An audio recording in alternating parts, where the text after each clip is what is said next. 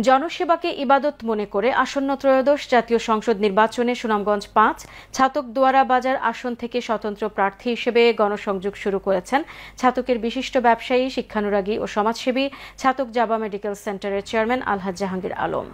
ছাতকের Gobindaganj point থেকে গণসংযোগ শুরু করে দিনব্যাপী ধারণ বাজার, জাউয়া বাজার, আশাকাচর পয়েন্ট, খরিদিচর পয়েন্ট, টেটিয়ারচর বাজার ও আন্ধারগাঁও পয়েন্ট সহ বিভিন্ন বাজার ও পয়েন্টে গণসংযোগ করেন। আলহাজ জাহাঙ্গীর আলম ছাত্রজীবন থেকে ছাতক-দুয়ারা বাজারবাসীর ভাগ্য উন্নয়নের লক্ষ্যে শিক্ষা, স্বাস্থ্য ও যোগাযোগ সহ আর্থ-সামাজিক উন্নয়নে কাজ করে যাচ্ছেন।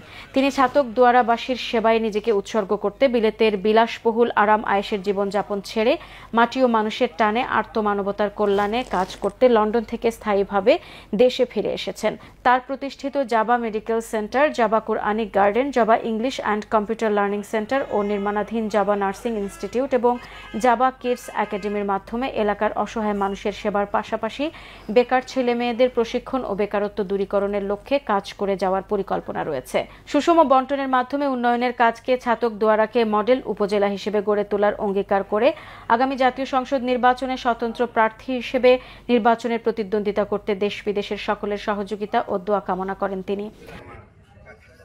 আমি আগামীতে সংসদ নির্বাচনে একজন স্বতন্ত্র প্রার্থী হিসেবে আপনাদের সামনে এসেছি।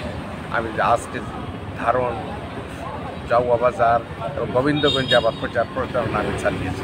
আমি চাই যোগাযোগ ব্যবস্থার ইমপ্রুভমেন্ট, চাই শিক্ষার ব্যাপারে কিছু করা এবং হসপিটালের মান উন্নয়ন করা। আমি চাই একটা আধুনিক সুন্দর ছাতক আপনাদের